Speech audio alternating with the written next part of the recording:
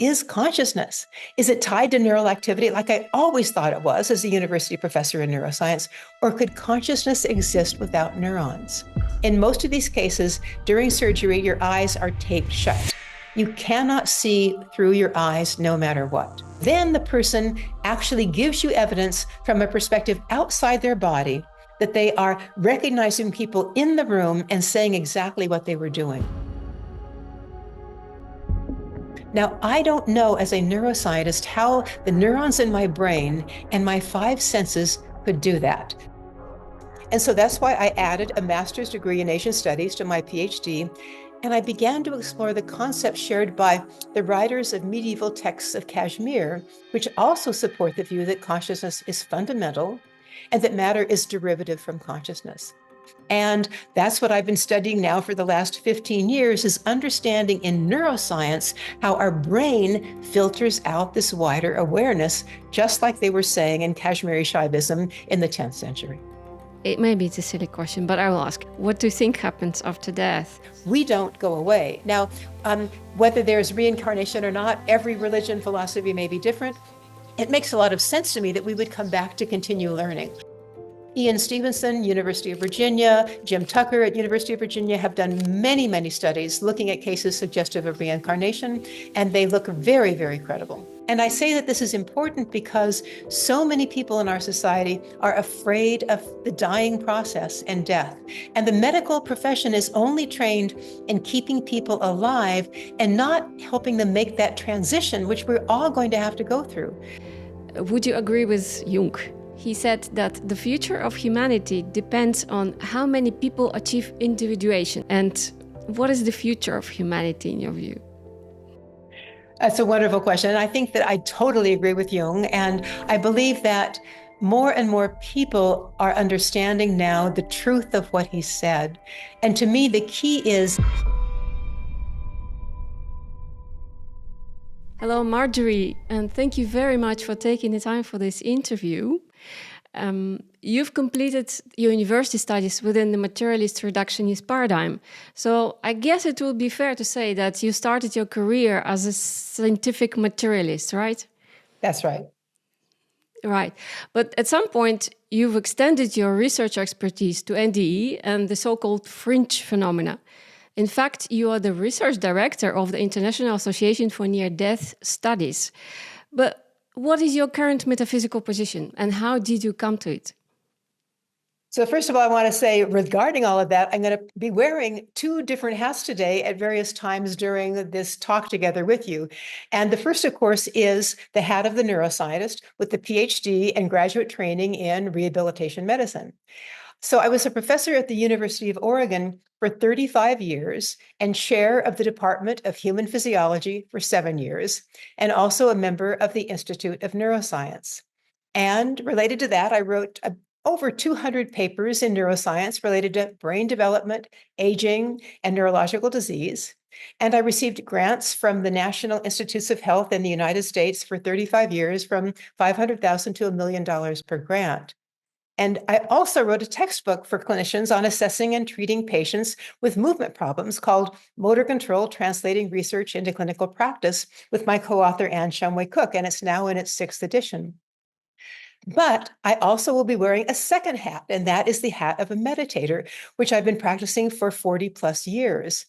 And as part of that second aspect of my career, I earned a master's degree in Asian Studies at the University of Oregon and authored the book Infinite Awareness: The Awakening of a Scientific Mind.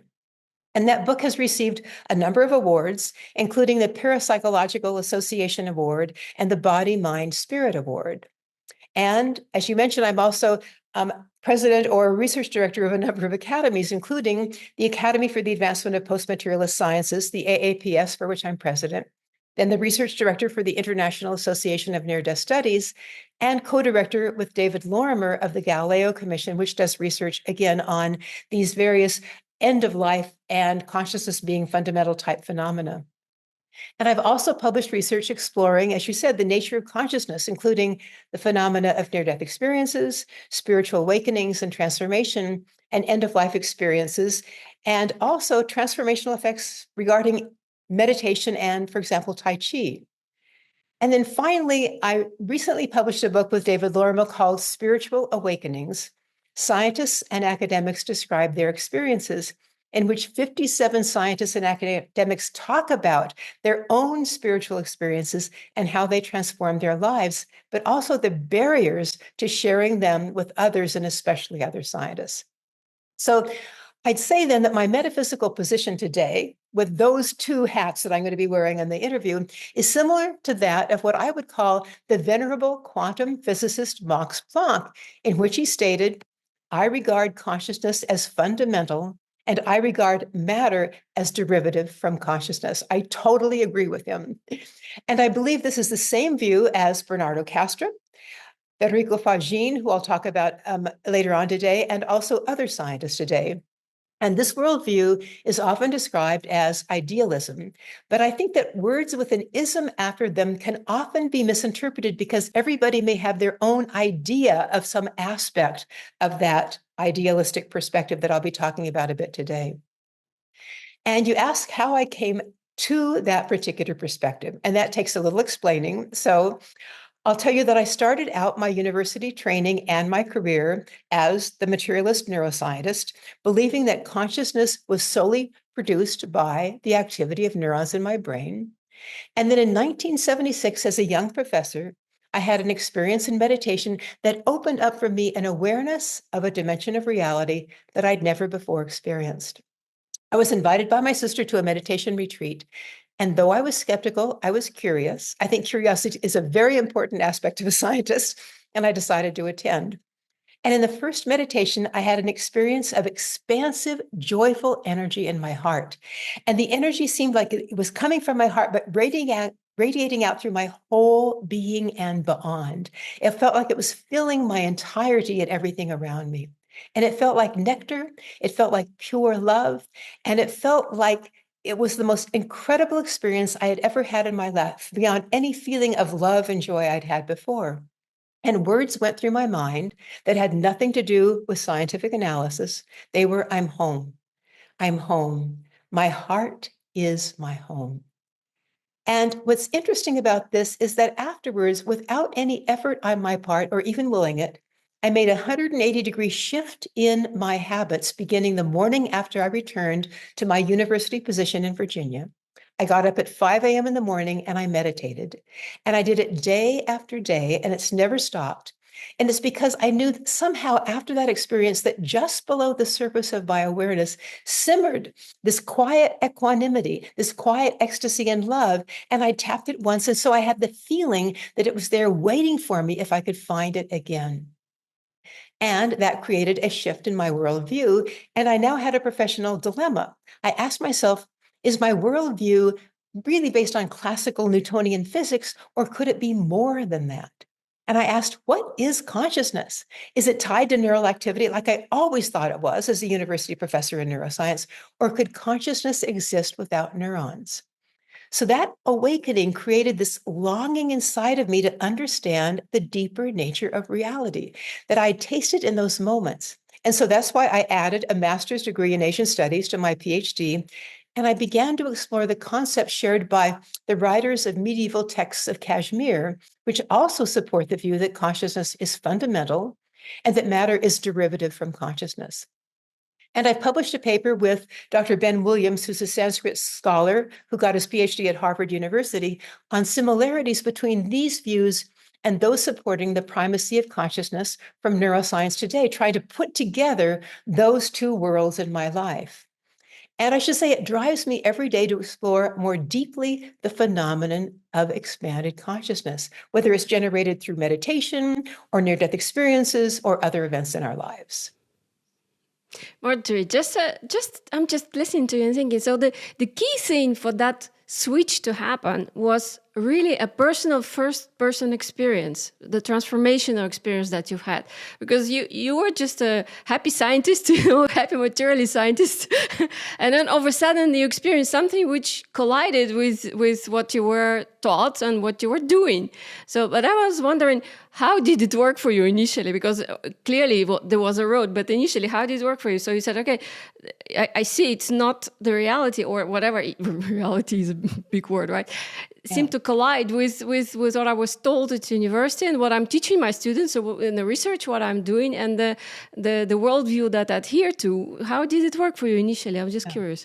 Well, that's a good question. And I think I also want to mention that though I was a successful young neuroscientist just starting out my career, I also should say that just as Federico Faggin, who I'll talk about a little bit later, who's the quantum physicist now doing this sort of research, said about his own life, he had done everything in his life to make himself happy. He had become, in fact, the inventor of the microprocessor. He was in Silicon Valley making a lot of money. He was well known. He was doing everything anybody could want, had a great family, and he was very unhappy. And he didn't know why. That was the same thing that happened to me. I was a young neuroscientist. I'd gotten my PhD. I'd gotten a good professorship. Everything should have been fine. And yet I wasn't happy and I didn't know why. So I think that what must be happening is something placed deep inside of us. There's this yearning, and everything we were told about in this materialist paradigm, if I just get all the accolades, all the knowledge, all the material possessions I could want, I should be happy. And then wait a minute, what went wrong? Why didn't it work? So I think that opens us up to being aware that we want something more, and we become more curious to looking for alternative perspectives. So that's the start. But then the second part of it is that, yes, after that first experience, I remember going home from that meditation retreat and thinking, what happened to me? And how can I relate this to all that I've studied for the last many, many years in graduate school in neuroscience? And what happened was that I would shift back and forth in different moments of my day between my heart's understanding of this wonderful love and equanimity that existed inside of me when I simply quieted my mind down, to my intellectual understanding that I was trained in for all those years, and which my colleagues believed in an actual concrete way.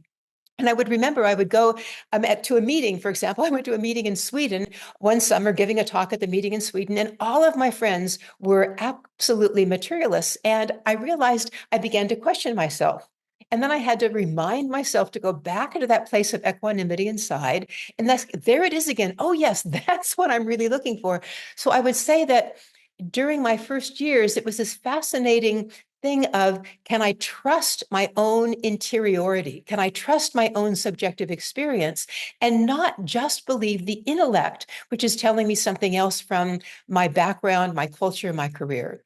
And I think that gradually over time, I found that my heart would be running ahead of my mind, as I would say. My heart was running ahead of my intellect, wanting to explore these things. And my intellect was sort of trying to keep up afterwards to see how it might put these two worlds together. And of course, when you do it long enough, you find beautiful ways of integrating this as you explore further. Interesting. Well, we're back to the Asian studies, and I think one of the sort of particular area of your interest and knowledge these days is Kashmiri Shaivism. Am I correct? Yes.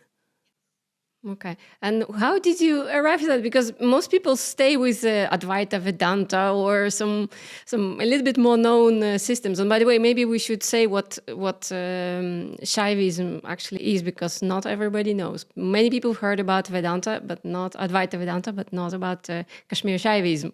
Maybe you could help us out. Definitely. I should say that, first of all, what happened is the reason that I became interested in this Kashmiri Shaivism was because during one of my sabbaticals in the year 2000, I decided to go to Rochester University in the United States, where they had a very strong Asian studies program and professors studying a lot of ancient texts of Indian philosophy, Buddhist philosophy, et cetera. And so because I was there, I began taking courses in, for example, Kashmiri Shaivism. And that particular philosophy states that consciousness is fundamental. First, let me give you a little bit more background, because I think it'll help you understand how I got into this. So I was on that sabbatical year from the University of Oregon. So I spent 6 months at the University of Rochester, where I began, in fact, an advanced degree in Asian studies. And the professor I was studying with introduced us to sutras from a philosophical work that was called the Recognition Sutras. In Sanskrit, that would be the Pratyabhinya Hridayam. And the author was a sage named Kshamaraja. And the means of delivering these teachings in that era, this is like the 10th century now, was the sutra. And a sutra is the shortest possible statement of a teaching on a given question. And Sutra 1 in this work is really a definition of supreme consciousness, which is what I'm interested in today and what I think Bernardo Kastrup, Federico Faggin, and others are interested in. So the sutra is this. I'm going to say it in Sanskrit, but then say it in English. Chitti Svatantra Vishva Siddhi Hetuhu. So the words are consciousness, freedom, totality, power, and cause. And I was intrigued by the fact that there's no verb in the sutra. So you can see that consciousness itself here is being defined. It's the first word. Now, in neuroscience, consciousness means awareness. But in Kashmiri Shaivism, consciousness is also synonymous then with freedom, with everything in the universe, with all power and attainment. And it's also the cause of all that. Now, that sounds very much like what we hear from Bernardo Kastrup and Federico Faggin when they're talking about idealism today. So one way to translate that sutra is consciousness, out of its own freedom, is the source and the power of everything. Beautiful. Sorry. Gorgeous. Just gorgeous. Sorry. I love that too.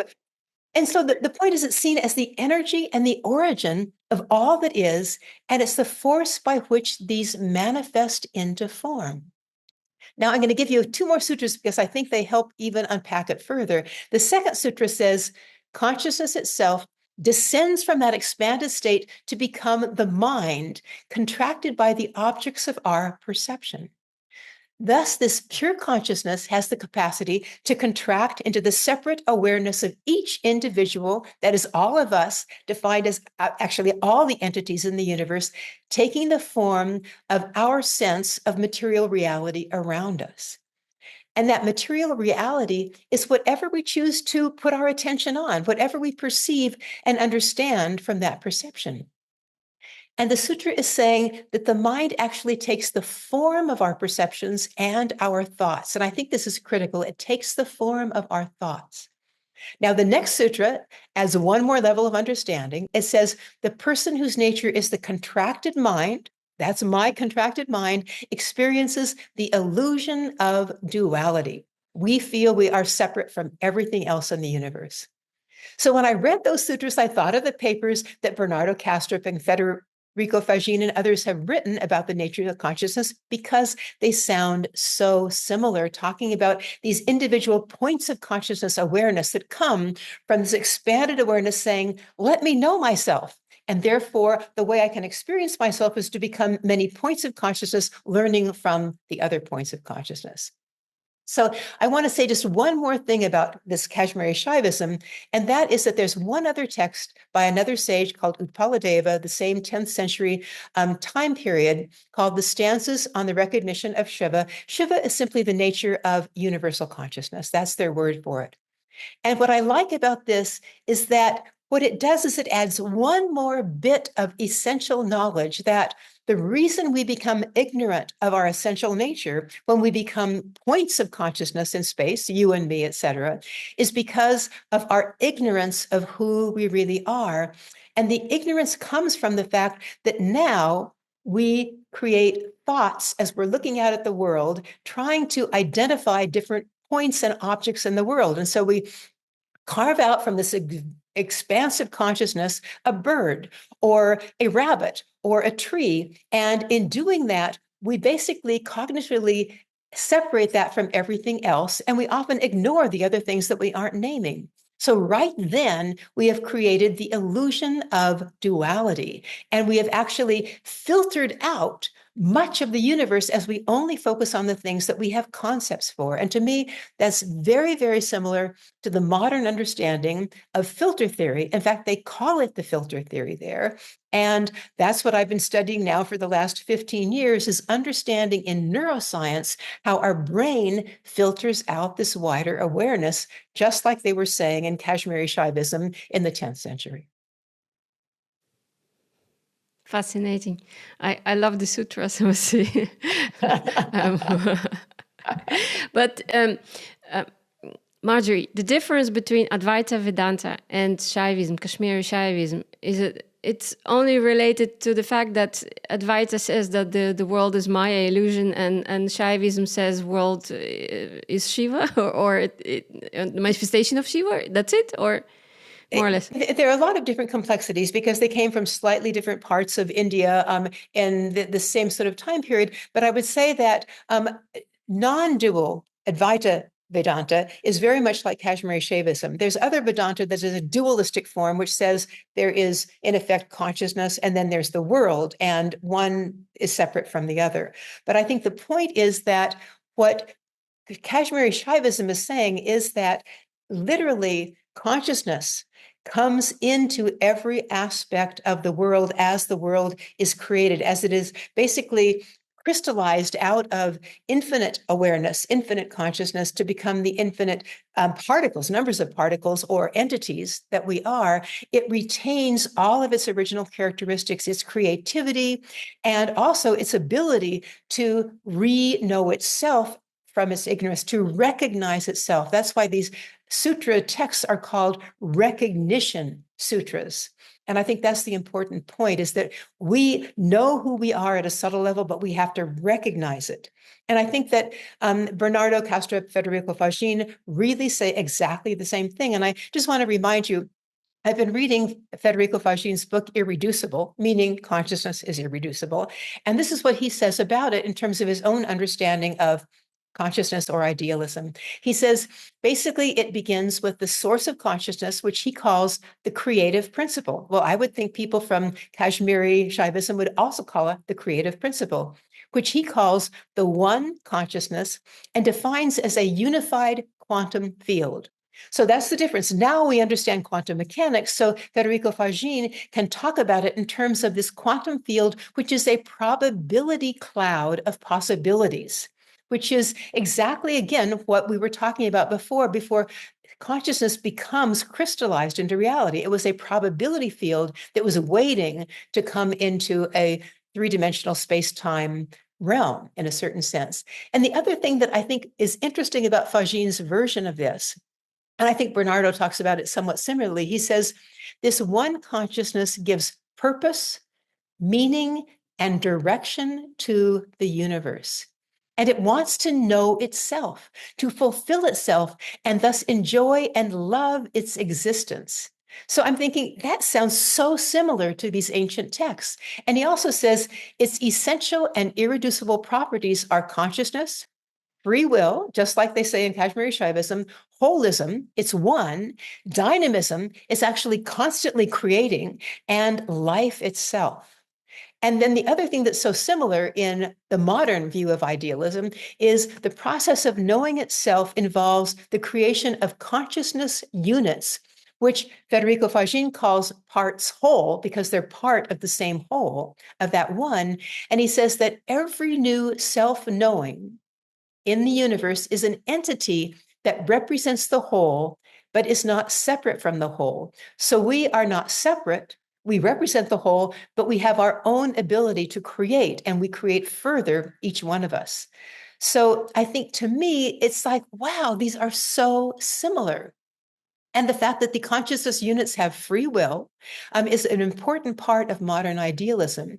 So the one is within all these entities, and all the entities are within the one. So to me, I'm going, that's amazing. And somehow it gives me confidence that I think people who have had very interesting awakening experiences like Federico Faggin had, and many other scientists, seem to get in touch with an interiority inside of them that helps them want to explore how our material world and their experience may be related. And they've come up with these beautiful ways of knowing whether it was in the 10th century, perhaps 3,000 years ago, or today. The majority of Shaivism, the majority of the texts are coming as part of revelation, isn't it? It's not Right. something that was analytically or intellectually achieved. While Right. the modern idealism, okay, in case of Federica, maybe it was both intellectual and revelational, but in case of Bernardo, he clearly states it's only purely analytical. So it is remarkable that, so many centuries ago, knowledge obtained through revelation versus knowledge obtained through intellectual effort sort of coincides, or there are such strong parallels between them. So I'm start saying there must be something to it, not a coincidence, is it?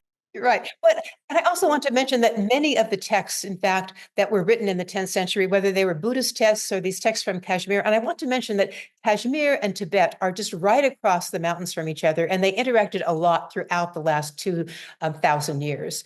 And they also created, after they might have had some sort of an expansive experience, looked very logically at their own perception of the universe and tried to explain what was going on, like Utpaladeva saying, wait a minute, it's because of our conceptuality, our thoughts, that we contract into these awarenesses that make us think that we are separate from everything else. So I appreciate how, perhaps like Bernardo, they're trying to put together these two things to make it very clearly understandable to the intellect as well as to maybe our own intuition inside. What conclusions do you think, apart from, my wow, can we draw from these parallels, the modern idealism and the Kashmiri Shaivism? And how do you position that against materialism? Because it seems to be like, two completely different stories and understandings of reality.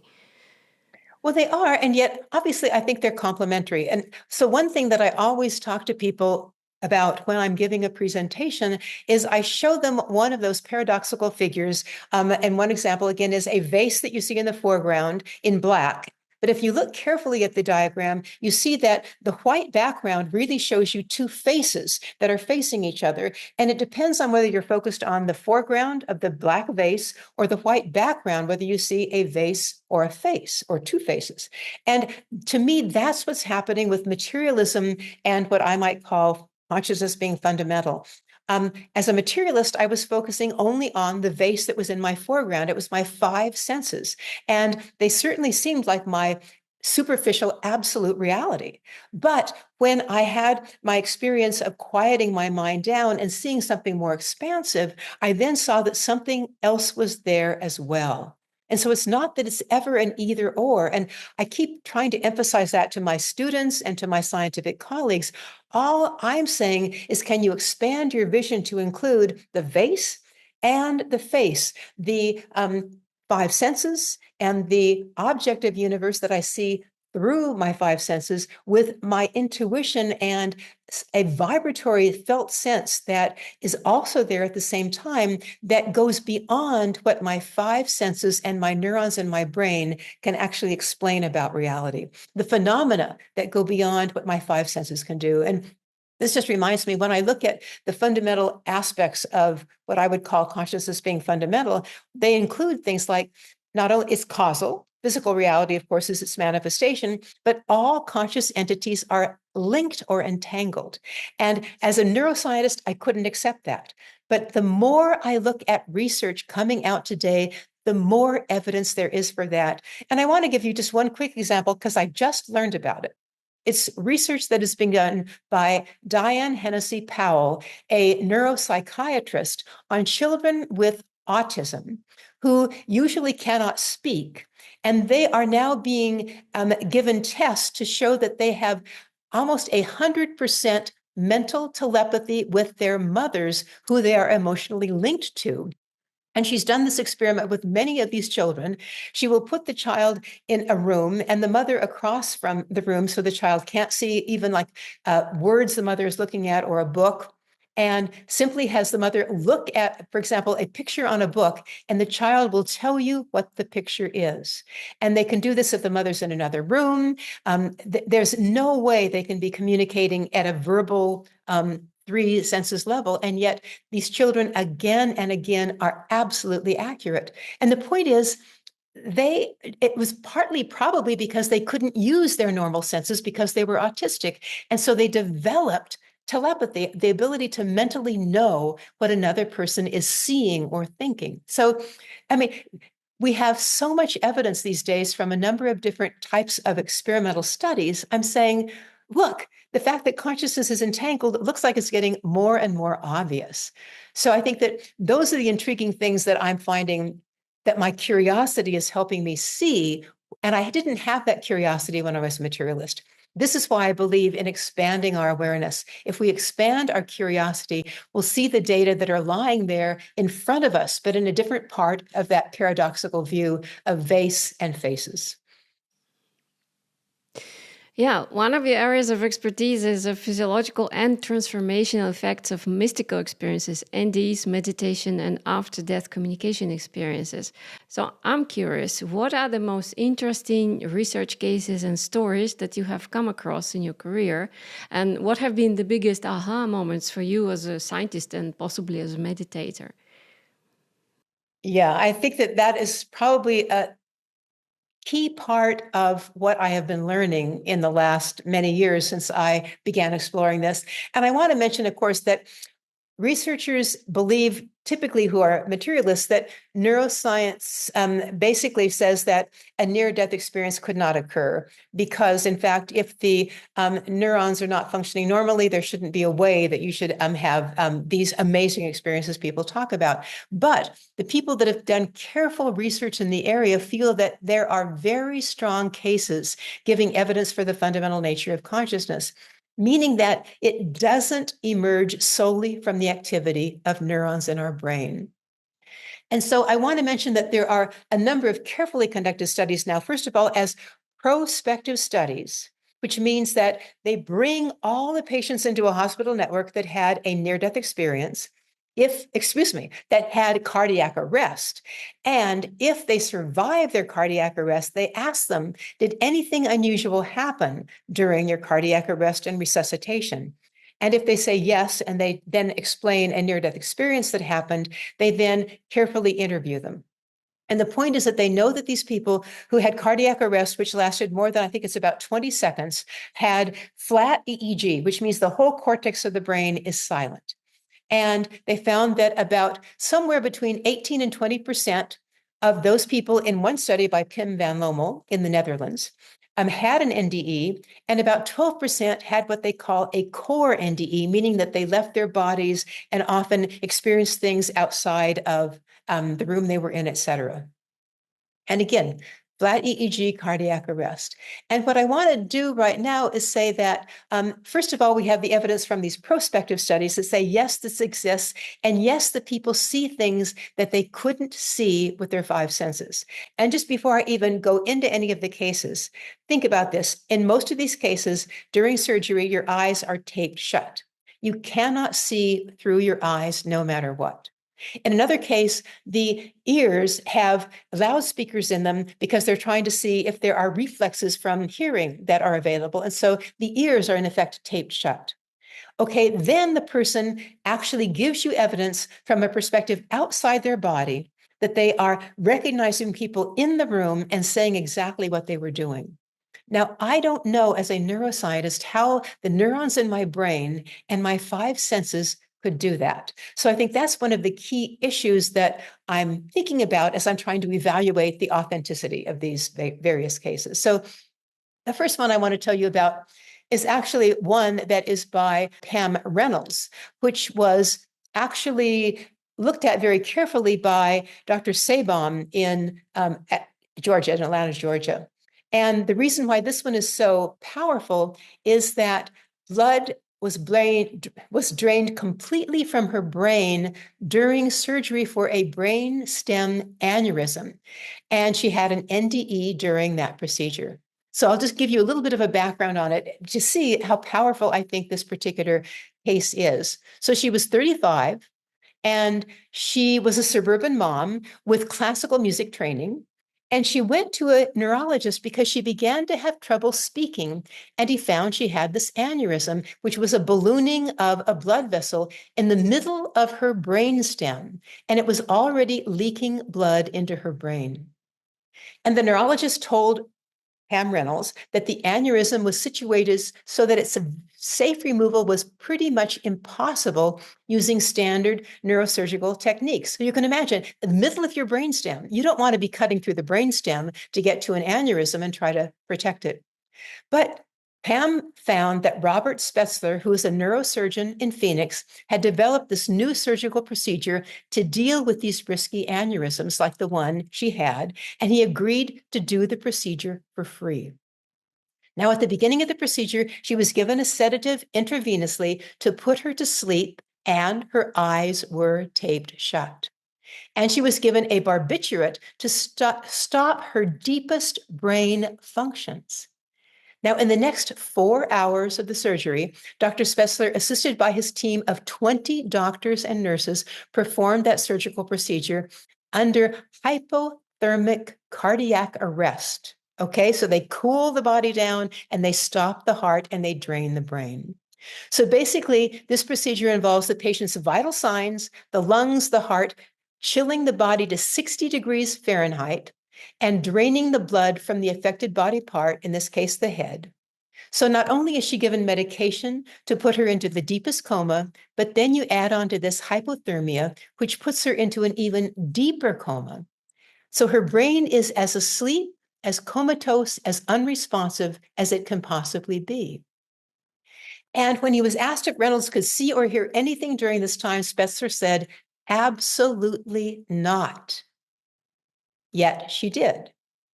And so her near-death experience began just at the point when the surgeon, using this pneumatically powered cutting tool, began to cut into Reynolds' skull.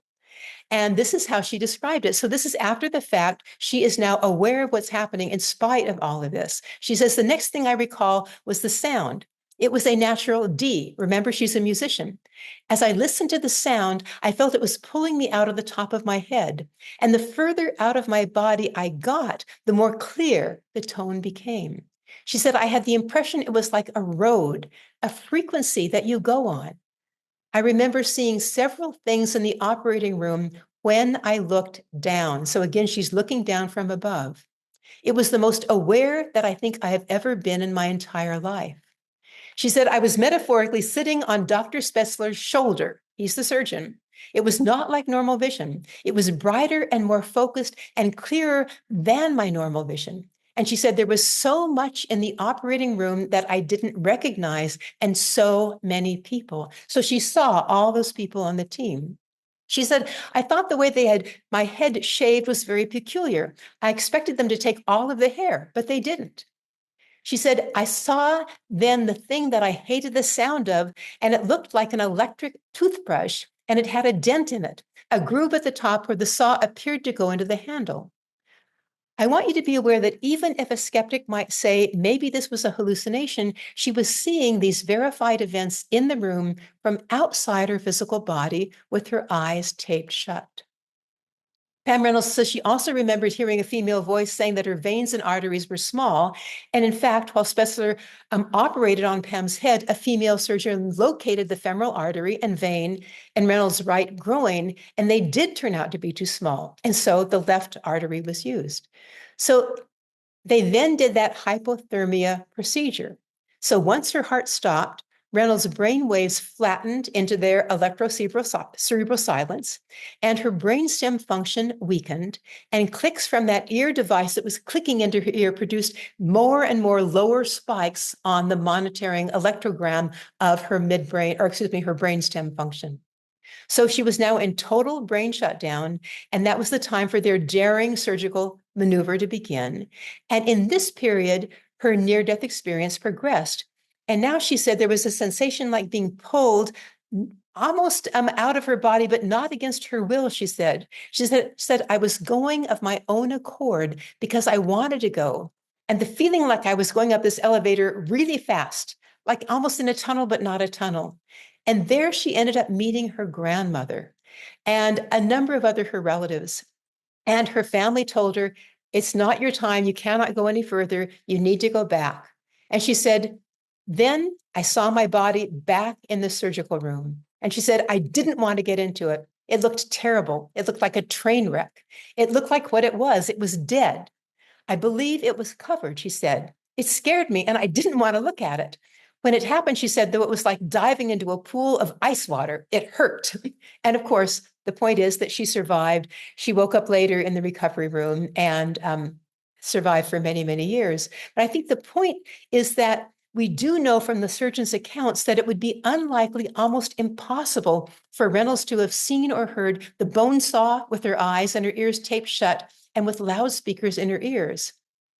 And when he was asked how he could explain Reynolds' perceptions of the events of her surgery, Spessler said, from a scientific perspective, I have absolutely no explanation about how it could have happened. He was then asked whether the drugs or the neurotransmitters could create hallucinations. And Spessler said, those are suspect, but not in this setting. You can have patients who become hypoxic, who have too little oxygen in the blood. But in that situations, patients may experience hallucinations where you see yourself transported up into a corner of the ceiling and you're looking down on things. But in virtually every one of those settings, you have a warm body which is missing something, so that you can imagine all sorts of neurons firing in an unorganized fashion, and it would give you an explanation. But here you have the opposite. Here you have the neuron in a depth of a sleepy state of suspended animation, and that makes it very hard to think that it's from active neural transmission. So when I heard that case, it was like, really? How could I, as a neuroscientist, find a reason to say that this couldn't have actually been a credible case of her witnessing from a place outside of her body with flat EEG, things that were happening, and having experiences of other realms at the same time? So to me, that's one of the strongest cases that we have in our near-death experience repertoire of the reason that, in fact, consciousness does not need active neurons to be able to actually perceive events around it.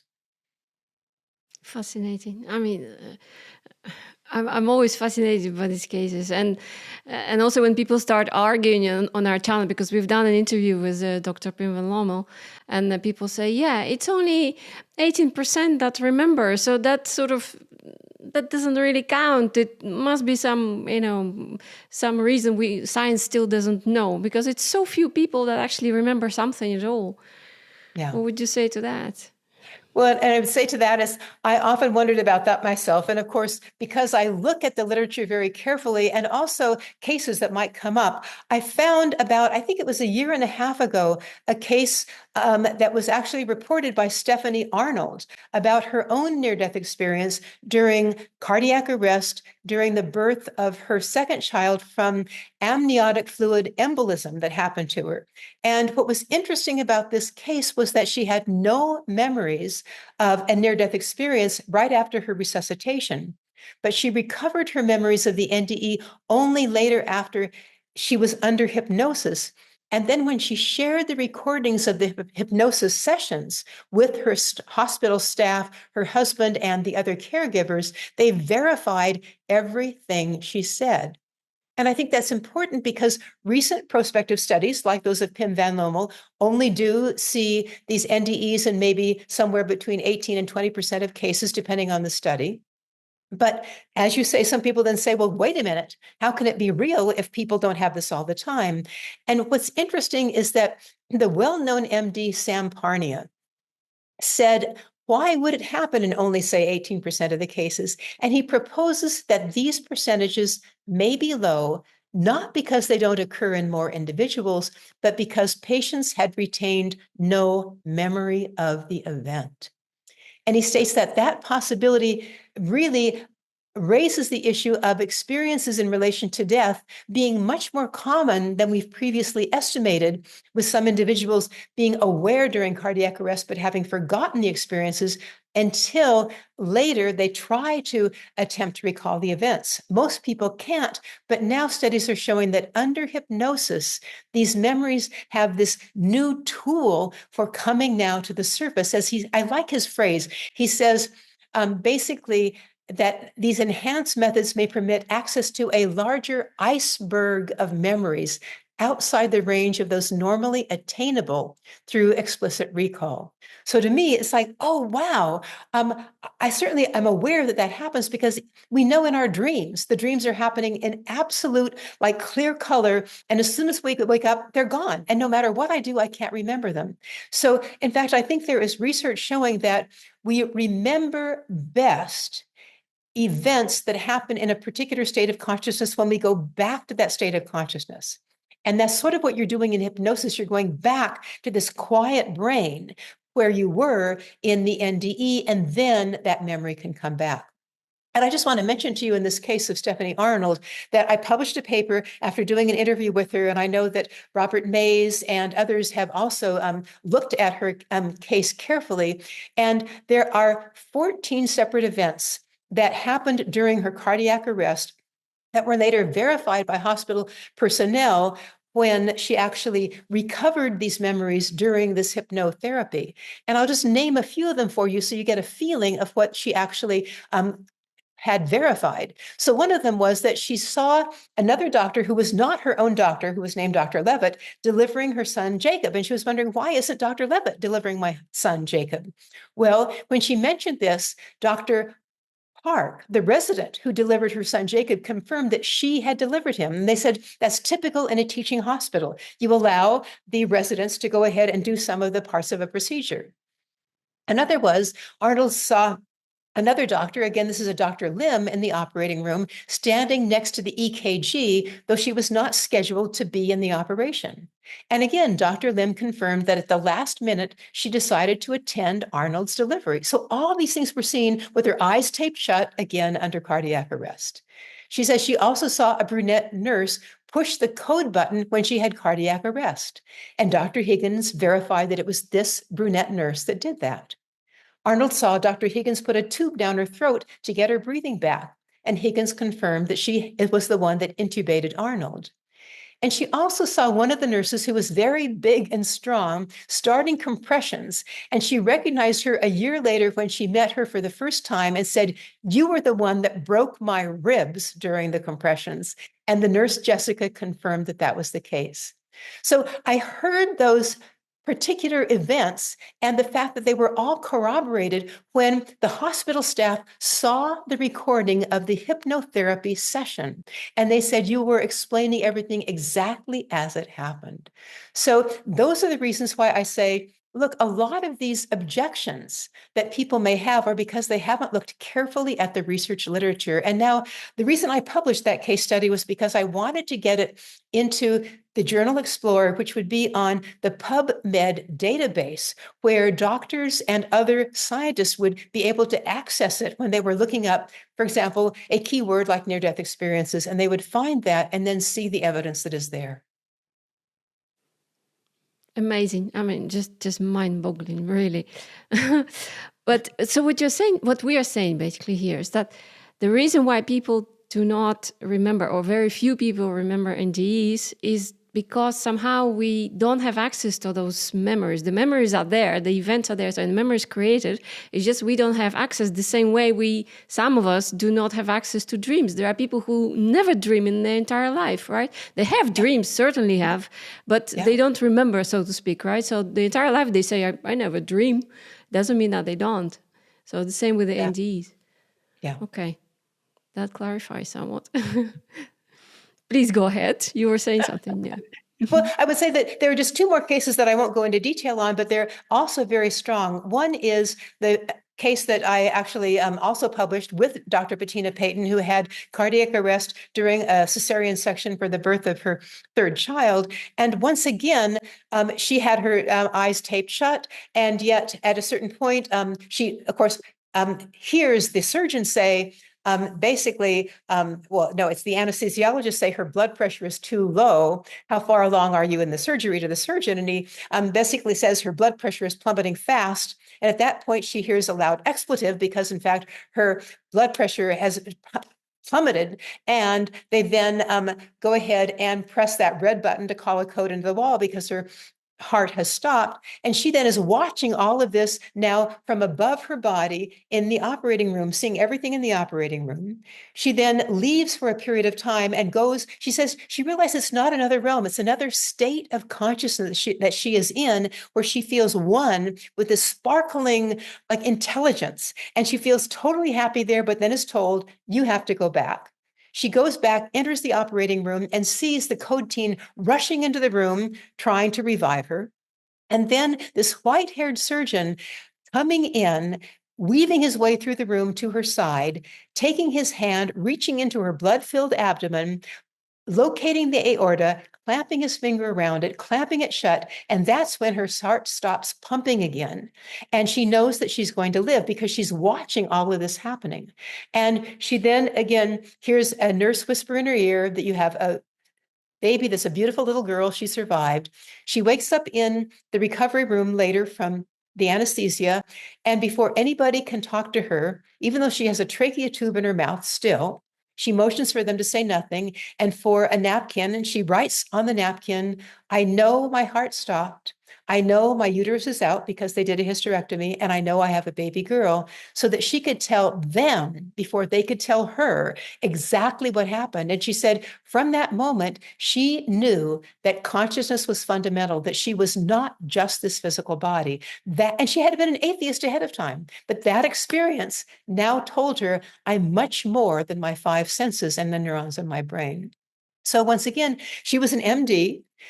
And she then went on to do hospice care in the rest of her life in work. And people said when she walked into a room for hospice care, her lack of fear of death could be felt. That's how it transformed her. So, Yeah. What does it tell us about the nature of reality and about who we really are? I think it links very nicely to the philosophies and to the ancient and the modern philosophy of idealism as well. But then I start thinking, some people say that consciousness is like the wind. We cannot observe it directly. We can only observe its effects. How can we best study it? Because you explored that topic as well in your career.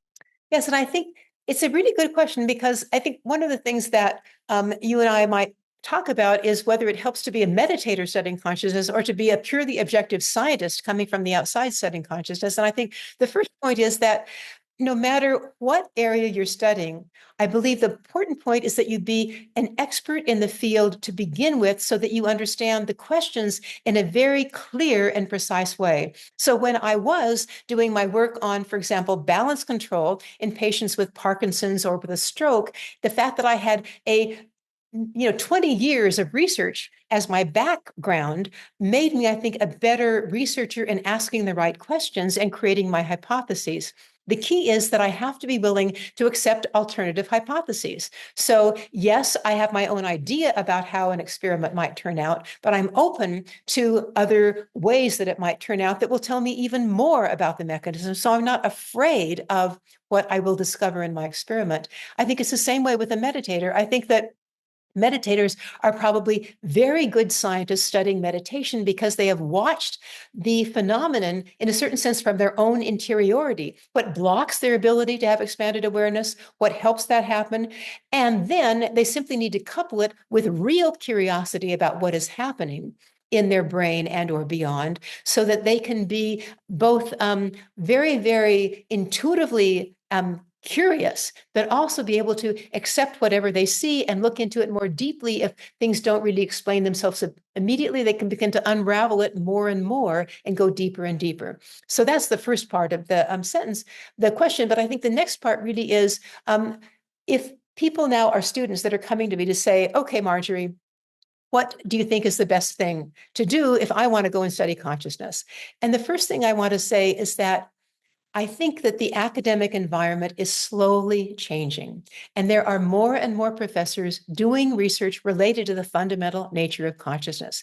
And there are places in the United States like Harvard University, Brown University, Emory University, Johns Hopkins, University of Arizona, University of Wisconsin, University of Virginia. They're all now with professors doing research in these areas. So a student can certainly apply there. And in Europe, it's the same way. The University of Northampton, Oxford University, Imperial College London, the University of Greenwich, University of Nancy in France, and the University of Padua in Italy. So it's not as if it's not going on in academic settings. So that's really great news. And then I would say to students, okay, now what you need to do is to actually develop two parallel lines of research once you begin to do this research for a PhD, a postdoc, or a professorship, so that you have one that is in your true heartfelt research area of understanding consciousness and what it really means.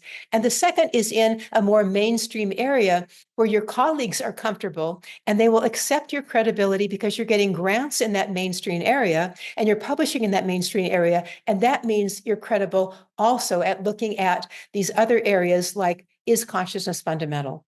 And I think that that's what's made me successful right now. I have all that background in a mainstream area, proving to my colleagues I'm credible. And now when I do this other research, people say, well, maybe I can trust her, that she's carefully looking at these research questions and looking at the data and scrutinizing it very carefully. So to me, those are the two things that are really, really important as more and more young people begin to move into that area of science. But then what I'm hearing you saying is that actually having your own first-person experiences is not a hindrance towards being a scientist and producing credible work and adhering to third-person objective approach as well. So actually, you're saying, in fact, it's a strength, right? That's what you're saying. Absolutely. Well, and Natalia, I want to mention one more thing. When you hear about a number of scientists who have actually been Nobel Prize winners or close to that, talking about how they made a scientific discovery, often it came to them in a dream. So, once again, it's not as if it's only the intellect and its linear rational portion of our brain that is functioning to create these great insights. It is often this other part of ourselves that comes when the mind is quiet. And then in the dream, the answer comes. And then in the morning, we write it down and we do the experiment and it's true. So I think that that's the point. When we are meditating, we are quieting the mind down and making insights more available to ourselves to really do the best experiment possible. Well, then the larger question remains, I think, can we really unite spirituality and science? Because right now, those are completely separate sort of areas, officially speaking. But I mean, what I'm hearing you saying is, first of all, you can have your spiritual practice and you can use that to inform your questions and to have your own insights. That's clear. Any other way we can unite it and marry spirituality and science? First of all, there's a part of me that wishes we would take away the word spirituality, because in fact, I think what Bernardo was saying, and in many ways, Federico Faggin and others that I've been studying with, there's a man named Jeb Barton that has been doing research on consciousness and how we can get access to these more expansive states of awareness. And it's like the word spirituality seems way too woo-woo, supernatural, et cetera. But all we're doing is quieting down the activity of the default mode network in our mind that is taking up all of our brain space with its analysis of what's going on with me related to my environment and my career and this and that and the other, and allowing the mind to become quiet so that we can have more expansive creative insights. So if we could take away the word spirituality and look at it in simply this view that there is a fundamental consciousness, why does that have to be spiritual? That simply could be a fact. And then we are individual points of consciousness, again, just another fact, but we want to get more access to that expansive consciousness to get more insights into how to do experiments in science. To me, then it becomes a much more neutral platform that we could all work on. You are the president of the Academy for the Advancement of Post-Materialist Sciences. You are a key speaker at conferences and working groups around the world. So this must be your passion. I reckon this must be your passion. You dedicate so much time and effort to it. So why do you think it's important to advance a post-materialist paradigm, especially in sciences? So first, I think there's considerable research published that shows that persons with a post-materialist worldview, as we discussed earlier, that consciousness is fundamental to the universe and that all beings are consciousness, have a very different attitude toward other human beings, toward animals, plants, and in fact, toward the whole planet. So first, they feel this deep interconnection with others. And so their values shift toward more compassion toward others. They feel more connection with their fellow human beings, and they want to do whatever they can to take care of the resources of the planet for others and for future generations.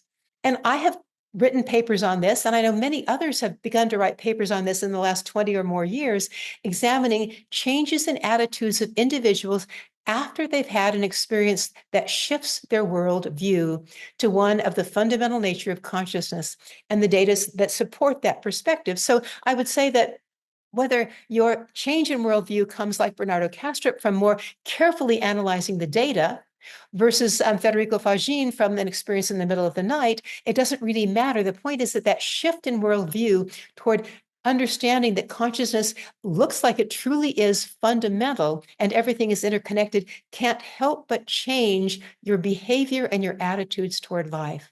And in the research paper I've published, it shows that people become, for example, much more wanting to help other people.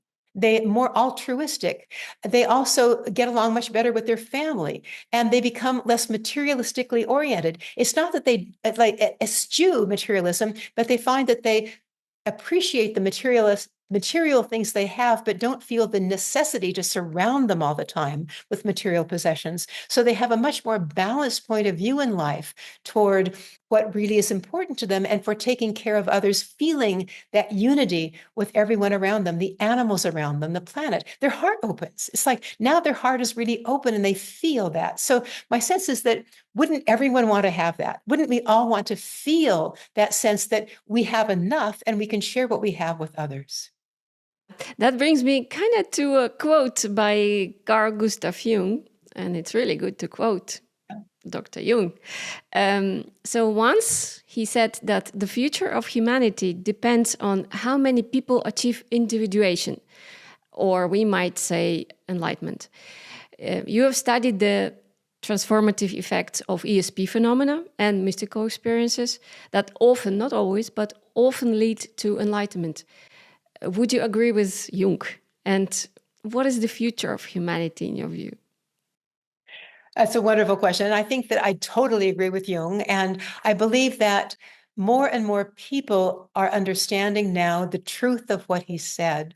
And to me, the key is, how do we spread this understanding that our belief system determines how we act in the world and how we preserve this planet and the resources on it and take care of everything versus how we exploit it and actually may bring it to destruction. And if we can simply understand that sense of interconnection, of also trusting in the world around us. Again, my friend Jeb Barton, who I now quote with my friends a lot, says that we need to understand that this is a trustworthy universe.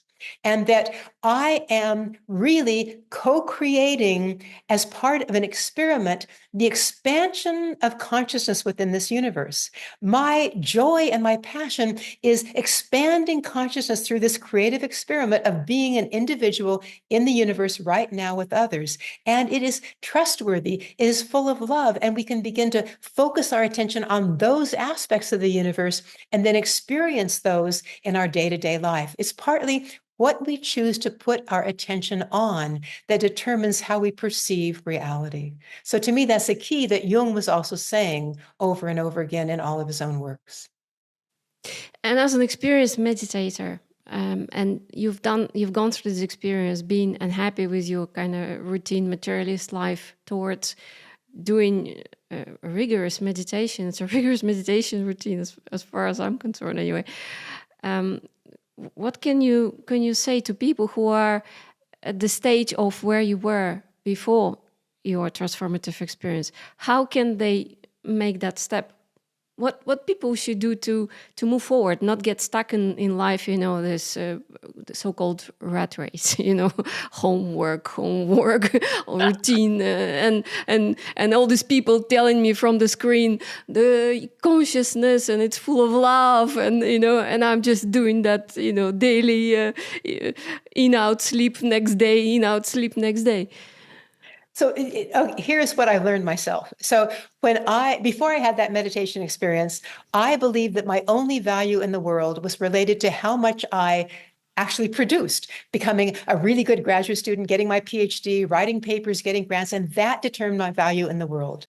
And now I'm understanding that I have an intrinsic value as a being on this planet of being lovable just as I am, and everybody has that same value of being lovable as they are. And if we accept that as our true nature, and then we do the research that I'm still doing from the joy of doing the research, but not from the pressure of proving my value, it changes my whole attitude toward the world. I think the key thing is to understand that we're here on this planet, in this body, to actually fulfill our passion of understanding what the world is about and sharing that with others. It has nothing to do with competition. It's a fact of doing what we enjoy most, doing what we feel will fulfill us, and then having fun with it during the day. And whether we win or lose on that given day with our research or whatever, it doesn't matter, because we're having the joy of actually unfolding this beautiful reality and our understanding of it with other people. We're playing a game of unfolding the beautiful creative nature of the expansion of consciousness.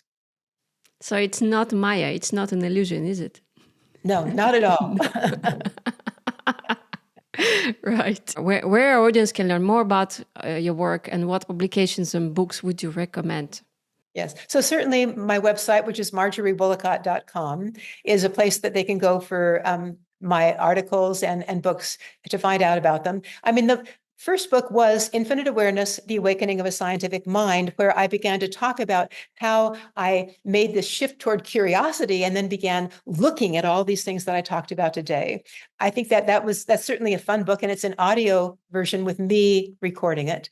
And the other one I think that I loved, and a lot of people have loved, is the one that is the collection of essays called Spiritual Awakenings. Scientists and academics describe their experiences. And that's because you have 57 scientists and academics telling their story of their awakening, the transformation in their lives, and the barriers to that in academia. And they're like 4 pages long, but they give you a sense that there are a lot of people out there that are academics, that are highly intellectual, that have had very interesting experiences that they often keep in the closet because they're afraid to share them with their colleagues. So those are 2 of them. And then I can send to you certainly a list of publications if there's a way that you might be able to either get a link to them for the people that might listen. Is there something that I haven't asked that you think is important that we say it out to people? This message, or something that we should have tackled in some way or another, or something to add to our conversation? I think one of the things that we didn't talk about in terms of my own collaborative research relates to terminal lucidity and end-of-life experiences. And I say that this is important because so many people in our society are afraid of the dying process and death. And the medical profession is only trained in keeping people alive and not helping them make that transition, which we're all going to have to go through. And so our research is really about learning more about these end-of-life phenomena, and in fact, how we can see consciousness itself in some ways appearing to come back into full lucidity when a person, for example, with Alzheimer's or a stroke or Parkinson's disease would be another one where they have lost their normal lucidity, come back to awareness, beautifully lucidly say goodbye to their family and say, I'm going home now, or I'm going to the other side, often saying, I'm going to be accompanied by my mom. And then they die peacefully. And if we had more awareness of that in our hospital settings, our hospice settings, we would have a much better way of helping people and the family that are going through this together find a beautiful fulfillment and sense of equanimity in the dying process, instead of making it a tragedy and the feeling of total loss. So I think that with this other perspective, we have a very different way of approaching all of the challenges in life, as well as the beautiful moments in life. I just want to follow up on this one. What do you think happens after death? Because maybe it's a silly question, but I will ask. You have background, you come from a family of Protestants, right? So you have a quite rather strong Protestant background, right? Yeah. Then you studied Eastern philosophies and Eastern contemplative traditions. That's what it's called. So you saw other type of, let's say, set of beliefs, maybe we call it, right? About what happens after we die. So I wonder myself, and that's a childish question, but I do ask it. When you die, what happens? Because we are so many of us, like Muslims and Christians and Hindu, and So what happens? You die and then you go, okay, Christian, good Christian, right door. Buddhist, okay, Bardos, second door to the left. Hindu, good karma, one floor down. Bad karma, one floor up. What's your personal view about this? I think, well, and it's based on, again, reading many, many scientific texts as well as philosophical texts from these traditions, all of those traditions. And I would say, first of all, that because I also wrote a paper with Chris Rowe and other colleagues, Evelyn Elsesser, about after-death communication, where about 900 or more people basically fill out a questionnaire about after-death communication from their loved ones, their mother, their child, their husband from the other side after they died. They say that these people are very happy on the other side, and they usually come back to them to simply say, I'm okay and don't worry about me. Or they might actually say, I'm so sorry that something happened between us where I may have hurt you. There's a beautiful story, and again, in one paper that I wrote with Chris Rowe and others, where a man is awakened early in the morning with a knock on the front door. He's in bed, he gets up, puts on his bathrobe, goes to the front door. There's an older woman facing away from him. She turns toward him, and he sees it's his grandmother. And she says to him, I'm so sorry. And she's crying that I basically shunned you after your father died, that I couldn't deal with it. And now I want to say I am so sorry. And she gave him a big hug. He gave her a hug. And he said the light was so blinding as he was giving her a hug. He had to close his eyes. And then suddenly he realized the light was fading. And when he opened his eyes, nothing there was left. She was as if she was right there with him, for him in that moment. So when I hear those stories, I say, wait a minute, it's like we've moved to a different state of awareness, but we have access, if we want to be able to energetically come back into this time-space phenomenal realm and interact with some of these people if they are open to be hearing it. So to me, that's a good sign that we don't go away. Now, whether there's reincarnation or not, every religion, philosophy may be different. It makes a lot of sense to me that we would come back to continue learning. I like that idea that I'll be back another time to continue expanding my understanding of consciousness rather than limiting it to just one lifetime. So that's my own preference. And again, Ian Stevenson, University of Virginia, Jim Tucker at University of Virginia have done many, many studies looking at cases suggestive of reincarnation, and they look very, very credible. So there you go. So it's not our first life and last life on the earth. Yes, would sound like a waste, isn't it? So yes. So short moment and so much to learn and so much to do and so much to explore and so much to grow. Actually, okay, yes. Reincarnation. And out of Christian beliefs, have you preserved anything? Well, yes. I mean, in fact, I should mention that you probably know as well, reincarnation was a part of Christianity until a particular council. I don't know if there was a Council of Trent, but yes. So in fact, these things were perennial beliefs. And at some point, it was voted out. And I think that's so strange that somebody would vote a belief like that out of a particular religion. So I think that and of course, most of the Christian beliefs that are the core ones are God is love. It's like those things which really are essential. And I would say the mystics of the Christian tradition, like the mystics of Buddhism or any other tradition, all sound similar. They're all about we are one, we are connected with this higher consciousness, which is totally love. And that is the essence of who we are. And what we're doing here is to learn more about that. Marjorie, thank you very much for this interview and this enlightening conversation.